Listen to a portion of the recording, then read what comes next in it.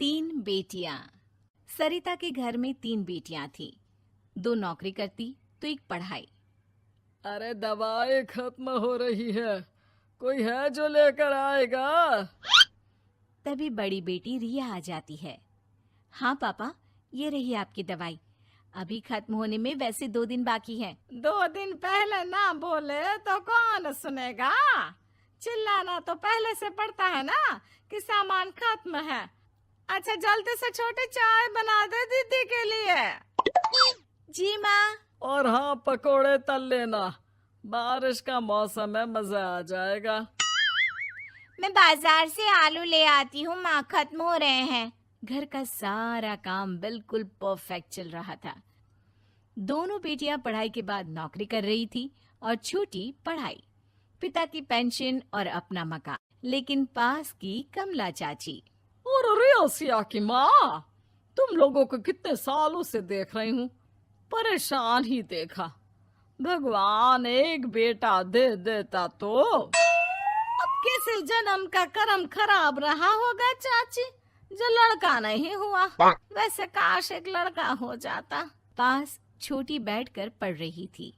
वो माँ की बात सुनकर किताब बंद कर देती है और खिड़की में खड़ी हो जाती है। खिड़की के बाहर रवि, जो कि पास ही में रहता है। अरे छुटकी, क्या सारा दिन किताब में नजर गड़ाई रहती है? मैं नकल करना सिखा दूंगा, तू आराम से पास हो जाएगी। आजा, चलना, सब बाहर खेल रहे हैं। तू तो लड़का है, फिर पढ़ता क्यों नहीं? तेरे सर पर तो माँ पिता की जिम्मेदारी भी है ना। कैसी बात कर रही है यार? जिम्मेदारी मेरी नहीं, पिता की है। पिता की क्या जिम्मेदारी, बता। देख, माता पिता लड़की की शादी के लिए पैसा जमा करते हैं, उसकी शादी कराते हैं, उसे पढ़ाते भी है ना? हाँ, वो तो सभी माता पिता करते हैं। क्या लड़की की शादी नहीं करते? उसकी भी तो करते हैं ना। हाँ करते हैं, लेकिन क्यों, कैसे? सुन, वो लड़के को पढ़ाते हैं इसलिए कि वो बुढ़ापे का सहारा बनेगा। शादी करते हैं कि उसकी बीवी आकर घर संभालेगी। लेकिन बेटियों के लिए कोई स्वार्थ होता है? नहीं ना। तभी तो पैदा होते ही मुंह बन जाता है। अब तू सोच, तू किसी के घर जाए और वो तुझे देखकर मुंह बना ले तो कैसा लगेगा? वो तो पागल होते हैं। बेटियां जीवन भर माँ बाप के लिए सोच ले, लेकिन फिर भी वो उसे अपना नहीं मानते। बेटे दिन रात निखट्टू बने रहे, लेकिन उम्मीद उन लोगों से फिर भी बहुत होती है ना? चल छोड़ना, तू ये बता कि किस जिम्मेदारी की बात कर रहा था तू पिता की? अरे यही कि अगर बेटे को बुढ़ापे का सहारा और रिटर्न के रूप में देख रहे हैं तो इन्वेस्ट भी तो अच्छा करना चाहिए ना। छुटकी समझ जाती है कि समाज की सोच क्या है और चाहे जो हो जाए उसे किताब बंद नहीं करनी। तभी वहाँ बड़ी बेटी आ जाती है। माँ, अरे ओ माँ, ये ले मिठाई खा ले। क्या हो गया? लड़का पसंद आ गया क्या कोई?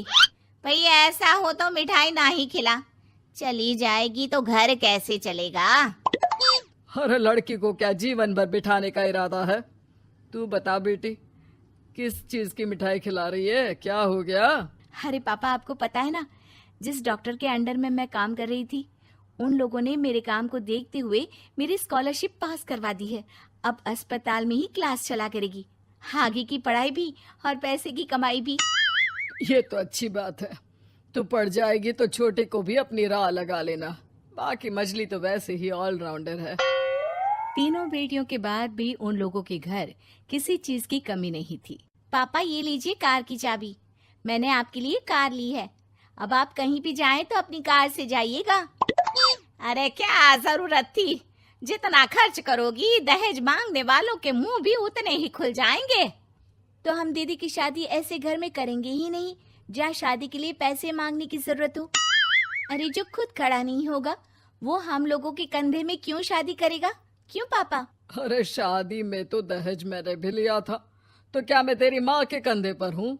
खुद की पेंशन है, बेटियां कमा रही हैं, मजे हैं। बस एक मलाल है कि बेटा नहीं हुआ। पापा, जब आपने बोला कि मजे हैं, मैं तभी समझ गई थी कि अगली लाइन में आप यही बोलेंगे कि मलाल है। कोई बात नहीं पापा, फिलहाल आप ये कार लेकर घुमाओ। माँ, तुम भी जाओ पापा के साथ। दोनों पति पत्नी बेटी की दी गई गिफ्ट कार में बैठकर घूमने निकल रहे थे कि पड़ोसी बोल पड़ता है। अरे भाई साहब, नई कार, यहाँ तो साइकिल भी बेचने की नौबत है। नजर ना लगाइए भाई साहब, जीवन में कार का सपना पूरा होना हम लोगों के लिए तो बहुत बड़ी बात है। हाँ हाँ, लाखों की कार हम हजारों की कमाई वालों के लिए कहाँ मुमकिन थी, ऊपर से तब जब कोई बेटा भी नहीं है। वैसे भाई साहब, आपकी साइकिल बिक क्यों रही है? भगवान की दुआ से तो आपके 4 लड़के हैं। हाँ हाँ, आपको तो हेलीकॉप्टर से घूमना चाहिए। और खाक हेलीकॉप्टर भाई साहब, अब क्या छुपाना, 2 लड़के तो कुछ कमाते ही नहीं, सारा दिन टीवी मोबाइल में लगे रहते हैं।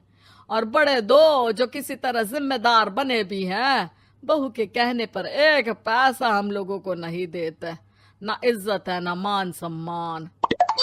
हाँ भाई साहब, भाभी बता रही थी, बहू के होते हुए भी नौकरानी की तरह सारा दिन लगी रहती है घर के कामों में। आप किस्मत वाले हैं भाई साहब, जो बेटियां घर के साथ साथ बाहर का काम भी पूरी जिम्मेदारी से संभाल रही हैं। हाँ वो तो है, लेकिन कब तक? एक ना एक दिन तो ससुराल निकल जाएंगी, फिर तो वही हम दोनों और वही पेंशन। आप लोग भी कौन सा संजीवनी बूटी खा कर आए हैं? चलिए चलिए, जाइए, नई कार का मजा लीजिए। अच्छा ऐसा करते हैं, मेरी बहन के घर चलते हैं, काफी वक्त हो गया है मिले। दोनों बहन के घर जाते हैं, जहाँ उसकी बहन और उसका पति बैठकर चाय पी रहे होते हैं। अरे भाई भाभी, आज रास्ता कैसे भूल गए आप लोग? अरे हम तो फिर भी भूल गए, तुम तो कभी नहीं आते हमारे घर। अरे कोई आने का साधन भी नहीं है ना, अब बस से आना हम लोगों के बस की बात तो रही नहीं भाई। अरे दीदी, 2 कार थी आप लोगों की, कहाँ गई? भाभी वो तो जिसकी थी वो ले गया। मतलब? 2 बेटे हम दोनों से अलग हो गए हैं, अपनी कार ले गए, अब हम दोनों अकेले, खुद बनाना खुद खाना। भाई बहन के घर से मिलकर बेटी की गिफ्टेड कार में बैठकर निकल जाते हैं।